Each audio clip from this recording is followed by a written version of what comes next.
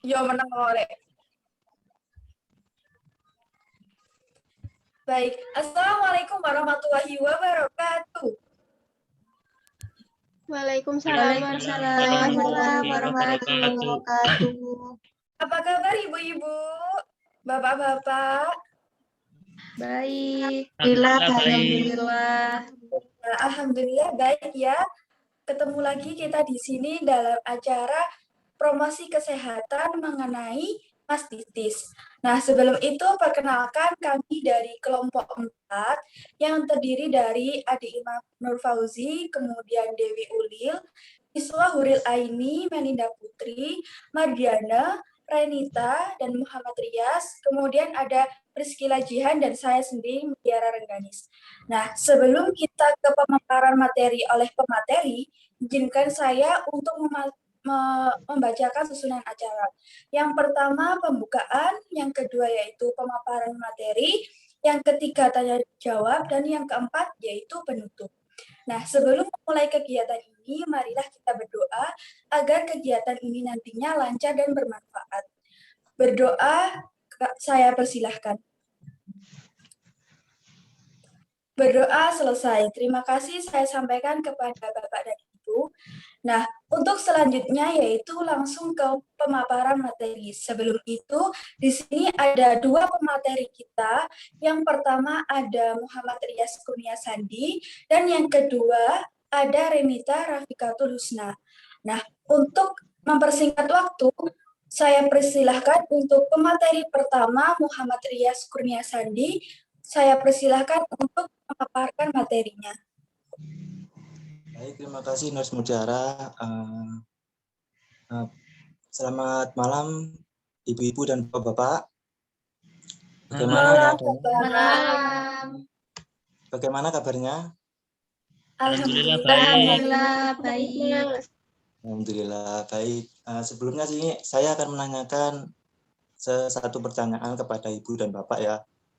Ibu dan bapak tahu apa itu mastitis? Belum tahu, Mas. Baik, jika belum tahu saya jelaskan ya Ibu, Pak. Jadi mastitis merupakan suatu proses peradangan pada satu atau lebih segmen payudara yang mungkin disertai infeksi atau tanpa infeksi. Apabila ASI menetap di bagian tertentu payudara karena saluran tersumbat atau karena payudara bengkak, maka ini disebut mastitis ASI. Bila ASI tidak juga dikeluarkan, akan terjadi peradangan jaringan payudara yang disebut mastitis tanpa infeksi. Dan bila telah terinfeksi, bakteri disebut mastitis terinfeksi. Nah, dari sini apakah Ibu dan Bapak sudah paham?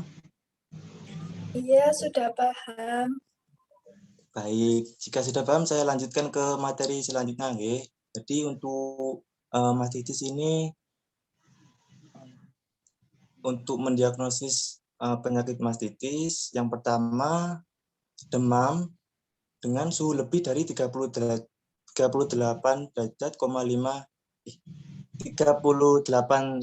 derajat Celcius. Yang kedua, cirinya menggigil. Yang ketiga, nyeri atau ngilu seluruh tubuh. Yang keempat, itu payudara menjadi kemerahan, tegang, panas, bengkak, dan rasa sangat nyeri. Yang kelima, peningkatan kadar natrium dalam ASI yang membuat bayi menolak menyusu karena ASI terasa asin. Yang keenam, timbul garis-garis merah ke arah ketiak.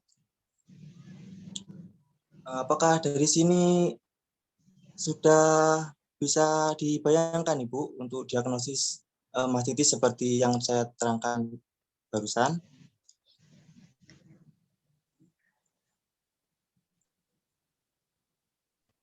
Bisa, Mas. Baik Bu, Pak. Jadi saya selanjutnya untuk pencegahannya. Yang pertama kita bisa mengeluarkan sebagian ASI setiap 3-4 jam dengan cara memerah dengan tangan atau pompa ASI. Yang kedua, dianjurkan untuk segera memeriksa payudaranya bila terasa benjolan, terasa nyeri dan kemerahan. Yang ketiga, pada kasus puting lecet, peradangan puting dapat diterapi dengan suatu bahan penyembuh luka. Yang keempat, senantiasa memperhatikan kebersihan tangan dengan rajin mencuci tangan. Seperti itu, nggih, Bu, Pak. Untuk faktor resiko terjadinya mastitis, yang pertama terdapat riwayat mastitis pada anak sebelumnya. Yang selanjutnya puting lecet, frekuensi menyusui yang jarang atau waktu menyusui yang pendek. Yang keempat, pengosongan payudara yang tidak sempurna. Yang kelima, pelekatan bayi pada payudara yang kurang baik. Yang keenam, produksi ASI yang terlalu banyak. Yang ketujuh, berhenti menyusu secara tepat atau mendadak, misalnya saat bepergian. Yang kedelapan, penekanan payudara misalnya oleh bra yang terlalu ketat atau sabuk pengaman pada mobil. Yang kesembilan, sumbatan pada saluran atau muara saluran oleh gumpalan ASI. Yang ke-10, pada ibu malnutrisi. Untuk pemaparan materinya bisa dilanjutkan oleh nurse kita. Saya persilakan.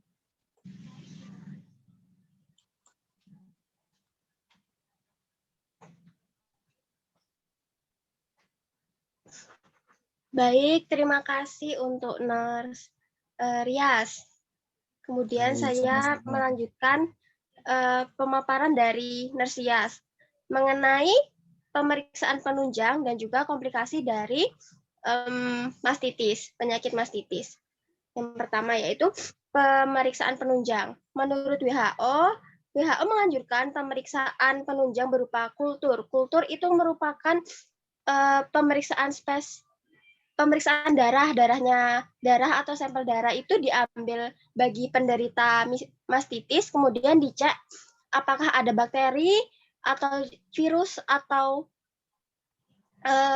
jamur yang mendeteksi bahwa itu terkena mastitis. Kemudian ada uji sensitivitas. Pada beberapa keadaan, diantaranya yang pertama yaitu pengobatan dengan antibiotik tidak memperoleh respon selama 2 hari. Maksudnya di sini yaitu ketika diberi obat antibiotik, diresepkan antibiotik oleh dokter, tetapi tidak ada perubahan signifikan yang membaik, maka dianjurkan pemeriksaan penunjang ini. Kemudian yang kedua adanya terjadi mastitis berulang. Kemudian yang ketiga, mastitis terjadi di rumah sakit karena infeksi nosokomial itu. Kemudian yang keempat, menderita alergi terhadap antibiotik pada kasus. Kemudian yang berikutnya ada komplikasi dari mastitis. Yang pertama itu ada penghentian menyusui dini. Mastitis dapat menimbulkan berbagai gejala akut yang membuat seorang ibu memutuskan untuk berhenti menyusui. Penghentian menyusui secara mendadak dapat meningkatkan resiko terjadinya abses. Kemudian ada abses itu sendiri. Abses itu merupakan komplikasi mastitis yang biasanya terjadi karena pengobatan atau terlambat pengobatan yang maksimal, yang adekuat atau yang maksimal. Bila terdapat daerah payudara teraba keras, merah, dan tegang walaupun ibu telah diberi terapi, maka harus diwaspadai adanya abses karena mastitis ini. Bisa pengecekan payudara tersebut bisa dilakukan gerakan ketika saat mandi atau saat melakukan gerakan sadari yang sebelumnya sudah kami jelaskan di penyuluhan sebelumnya ya. Kemudian ada mastitis berulang atau kronis. Mastitis berulang biasanya disebabkan karena pengobatan terlambat atau tidak adekuat atau kurang maksimal seperti tadi. Ibu harus benar-benar istirahat, banyak minum, makan, dan gizi juga harus seimbang serta mengatasi stres. Kemudian yang terakhir ada karena dari infeksi jamur. Infeksi jamur biasanya didiagnosa berdasarkan nyeri berupa rasa terbakar yang menjalar di sepanjang saluran ASI. Di antara waktu menyusui, permukaan payudara terasa gatal. Sekian presentasi pemaparan dari saya. Jika ada kesalahan kata atau kata yang kurang berkenan mohon maaf. Saya kembalikan kepada moderator. Terima kasih. Waalaikumsalam warahmatullahi wabarakatuh. Terima kasih saya ucapkan ke Mas Rias dan Mbak Renita selaku pemateri kita. Nah, untuk selanjutnya kita menuju di sesi tanya-jawab. Dari sesi tanya-jawab ini kita batasi untuk 3 pertanyaan dari Bapak Ibu untuk menanyakan mengenai materi yang sudah disampaikan tadi. Nah, di sini di sesi tanya-jawab juga diberikan suatu kesempatan untuk audien yang lain atau Bapak Ibu yang lain ketika Bapak Ibu mengetahui atau memahami tentang materinya bisa membantu menjawab. Kepada para audien, saya persilahkan untuk bertanya.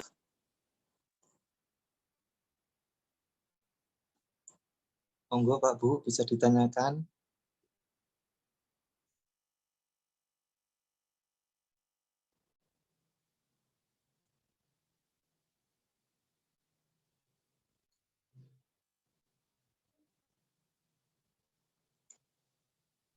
Dipersilakan untuk audien yang ingin bertanya. Ya, silakan yang ingin bertanya. Perkenalkan saya Priscila Jihan. Nah, saya izin bertanya untuk bagaimana efek samping bayi dari ibu yang efek samping bayi mengkonsumsi ASI dari ibu yang menderita mastitis. Apakah ASINya tadi keluarnya itu berbeda rasa ataukah bagaimana dan juga dampak pada bayi tersebut bagaimana? Apakah pertanyaan saya bisa dipahami? Bagaimana pemateri pertanyaan dari Mbak Priscila Jihan? Apakah bisa dipahami? Baik, Mbak, sangat jelas bisa dipahami. Terima kasih. Monggo Untuk dijawab. pemateri maupun audien yang ingin menjawab pertanyaan dari Mbak Priscila,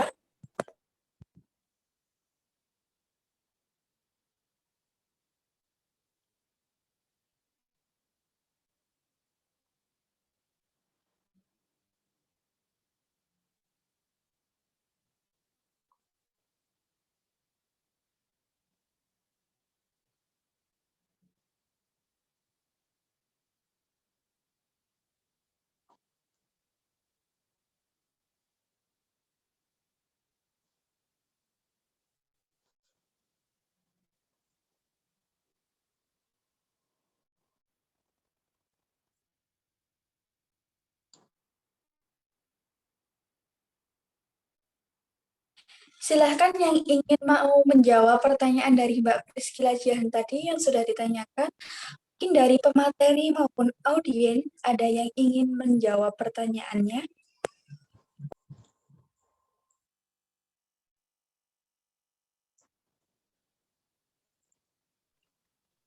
Saya izin menjawab pertanyaan Ya, dari Mbak silakan. Priscila Jihan, coba ya. Ya, Dari silakan. tadi pertanyaannya itu tentang efek dari bayi yang menyusui dari seorang ibu yang mengalami mastitis ya, Mbak ya. Ya, Ibu ya.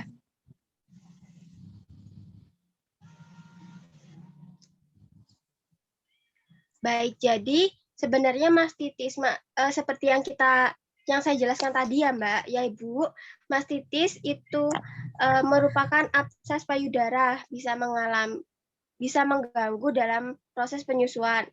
Maksudnya proses menyusui. Sebenarnya apabila peradangannya itu ringan, seorang ibu bisa tetap menyusui dengan normal. Namun bahkan jika ada sedikit darah atau nanah pada ASI itu tidak begitu membahayakan bayi. Namun jika peradangan tersebut berat, gejalanya parah hingga menyusui dapat menyiksa ibu itu sendiri dan membuat khawatir itu bisa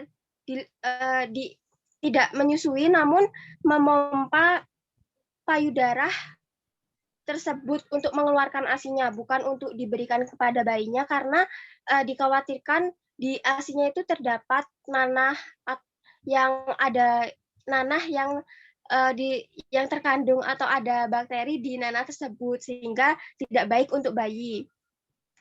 Karena jika tidak diperas atau dikeluarkan ASINya itu akan mengakibatkan bengkak pada payudara sehingga itu harus dilakukan. Bagaimana untuk Mbak Priscilla? Apakah jelas? Baik, terima kasih Mbak Renita. Jawabannya sangat jelas dan mudah dipahami. Terima kasih. Baik, terima kasih kembali. Baik, terima kasih Mbak Renita atas jawabannya yang sangat jelas sekali. Nah, mungkin dari ibu-ibu atau bapak-bapak ada yang ingin ditanyakan lagi dari materi yang sudah disampaikan? Monggo silahkan yang berkenan untuk bertanya, silahkan langsung bertanya. Saya Mbak ingin bertanya. Ya, silahkan kepada Ibu Niswa. Perkenalkan, saya Niswa Hurul Aini. Saya izin bertanya, ketika kita menemukan pasien mastitis, bagaimana pelaksanaannya? Terima kasih. Baik, terima kasih Mbak Niswa atas pertanyaannya. Mungkin dari pemateri atau audiens ada yang bersedia untuk menjawab pertanyaan dari Mbak Niswa. Baik, untuk Ibu Niswa sepertinya bisa langsung saya jawab saja, nggih. Jadi untuk bagaimana penata laksanaan ketika kita menemukan pasien dengan mastitis, nggih. Seperti itu, Ibu Niswa. Iya, Mas, benar sekali. Baik, jadi yang pertama cara penata laksananya, yang pertama istirahat yang cukup dan tetap terhidrasi. Yang kedua, gunakan obat untuk mengurangi rasa nyeri dan demam. Yang ketiga, hindarkan pakaian yang ketat, termasuk bra sampai gejala membaik.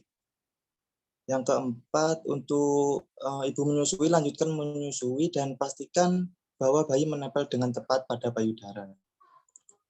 Yang kelima, untuk meredakan nyeri, lakukan kompres hangat setelah menyusui, biasanya bisa membantu untuk meredakan nyeri tersebut.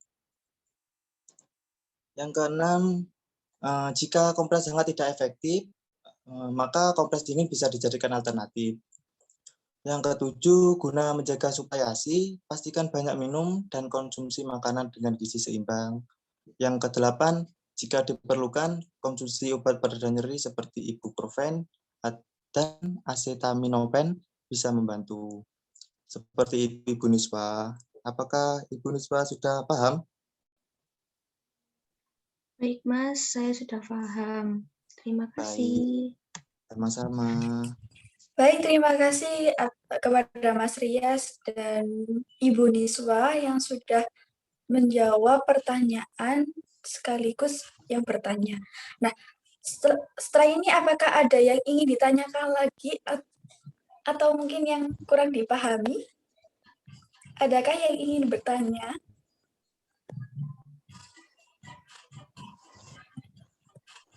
Insya Allah sudah cukup, Mbak. Baik, Ya, kalau sudah cukup, Mbak. Baik, kalau sudah cukup, mungkin acara ini saya tutup. Nah, kita sudah sampai di penghujung acara. Dari pemaparan materi tadi sudah jelas disampaikan oleh kedua pemateri kita, dan terima kasih atas antusias Bapak Ibu dalam mengikuti kegiatan hari ini.